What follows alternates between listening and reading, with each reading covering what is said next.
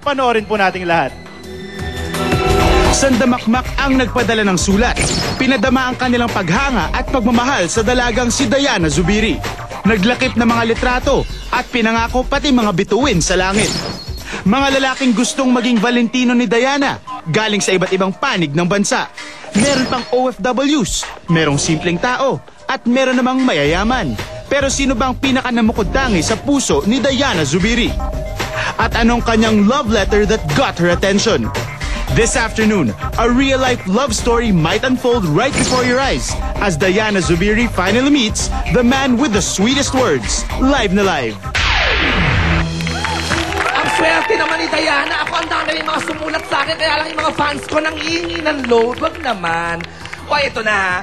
Marami noong samahan ang nasubok ng lie detector test. Ang sabi nga po ni Balagtas, mga kapuso, pag-ibig masdan ang ginawa mo. Ang say naman po ng Don't Lie to Me Couples Edition, lie detector machine. Sino ang mabubuko mo? Ngayong hapon, Lavi Po at Jolo Revilla. Sila na ba? Tingnan natin. Sila ba o hindi? O baka nagliligawan pa lang? Kapag may duda, i-lie detector mo. Mamaya, sasalang ang kontrobersyal na Jolo Revilla at ang sweet na si Lovie Po. Maaamin na ba nila ang kanilang feelings? Tutukan mo sa Don't Lie to Me Couples Edition. And speaking of pag-amin, makakatanggi ba ba si birthday boy Marvin Agustin kapag siya na ang umupo sa hot seat sa harap ng central jury? Bawat tanong wala siyang kawala. Hanggang sa killer question, dapat na siyang maghanda. Dahil meron isang special guest celebrity na magiging central juror. Kilala niya si Marvin inside and out. Marvin Agustin, maghanda ka na sa isang kakaibang central jury, live na live. Yes, syempre Marvin Agustin, maghanda ka na talaga. Naku, manda ka mamaya. Pero pasensya na po, hindi po natin makakasama ngayon si Mo para sa aming interview with Marvin Agustin. Syempre, sa Central Jury Hot Seat. Ayan, pero okay lang yan dahil may mga kasama kaming surprise Central Juror na kung mamaya yan. In the meantime talaga, naku, maninibago kayo sa pagbabagong buhay ng dalawang celebs na to. Walang iba kundi si Robin Padilla at Geneva Cruz.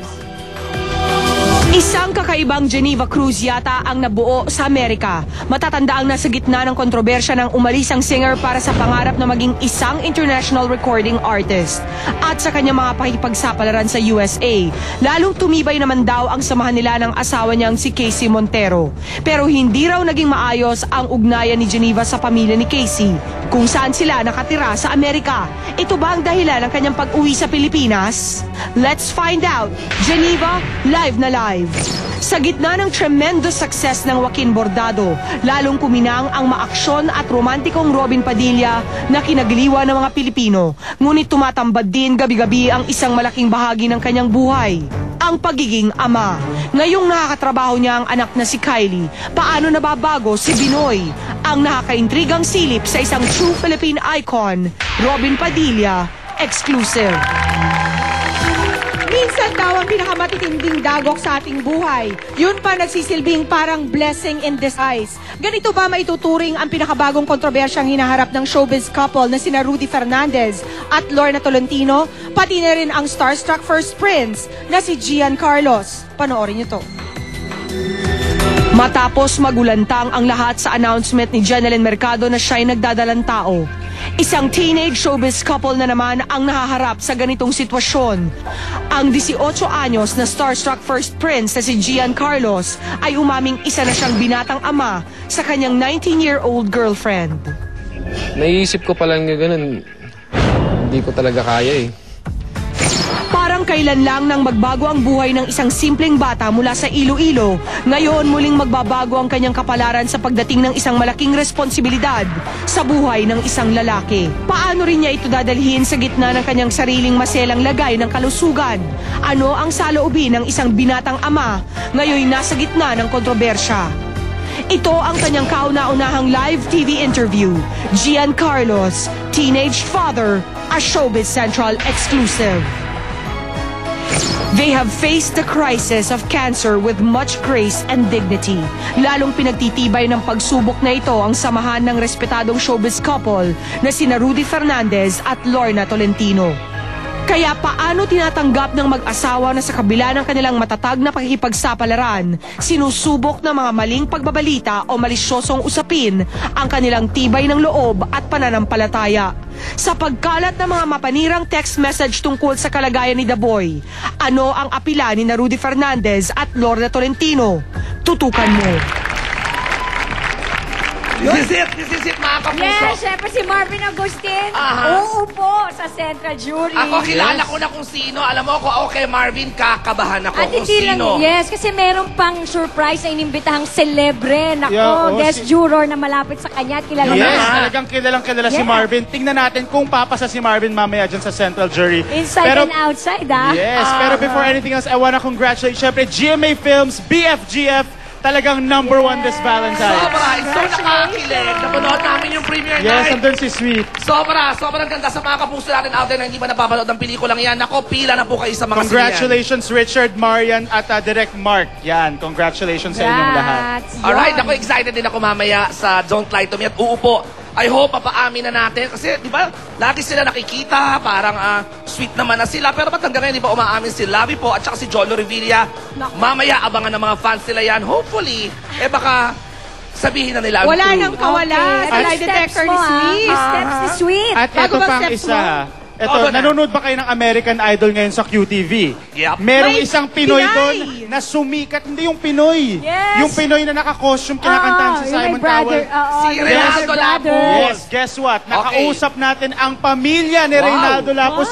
Ano ba ang nangyayari sa kanya ngayon? Sikat na siya sa buong mundo. At Monica, clarify ko yan, hindi po ako kamag-anak. Letter S po ang lapos ko as in sweet, as in As in showbiz sweet. siya. Abangan nila mamaya yan. At mamaya abangan nyo rin ang first live interview sa TV ni Gian Carlos dahil medyo gumulantang sa ating lahat.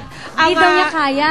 Ang balitang Oo. ito na siya pala ay brand new daddy na. Yes. In the Correct first place, ka dyan. hindi natin alam na meron pala siyang girlfriend. Tapos ngayon, kasi silang lang first baby nila. Ang tawag dyan, showbiz surprise. And speaking of surprise, mga Surprise. kapuso, nakawala din kawala po ang mga kapuso natin dahil huling-huli silang lahat sa bagong-bago at bonggang-bonggang Central Booth. Ayan, nako. Ayan, bago magtanong yan, kayo dyan, mag-comment kayo. Pag nakita nyo yan sa mga mall, ay talaga naman. Pasabog na naman bago yan. Ay, nakakatawa yan. Panoodin nyo to. Okay.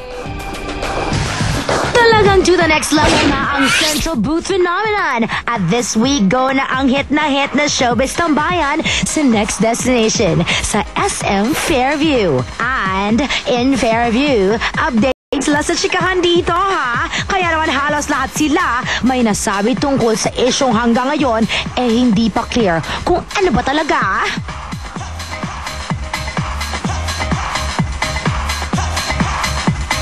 Ano, sa tingin nyo, sina Jolo at Lovie na ba? Sa tingin ko, sila na. Kitang-kita. Di na pinatatagal. May pakiramdam po ako na sila na talaga. Vibes mo, sister! Tingin ko, on dating pa lang sila, saka getting to know each other pa lang. Kung talagang mahal ni Lovie si Jono, why not? Sa tingin ko, hindi pa kasi di sila bagay. Bakit ganun?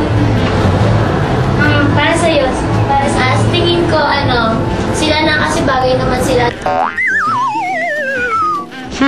Friend, wag kang warla, agree ka na lang. Sa sila! Ano ba? Hindi ko. Siguro pwede rin. Oo, tama. Diba? And speaking of MU, Para po sa akin, si Jolo at Lovie, siguro, syempre showbiz sila. Kailangan nila protektahan yung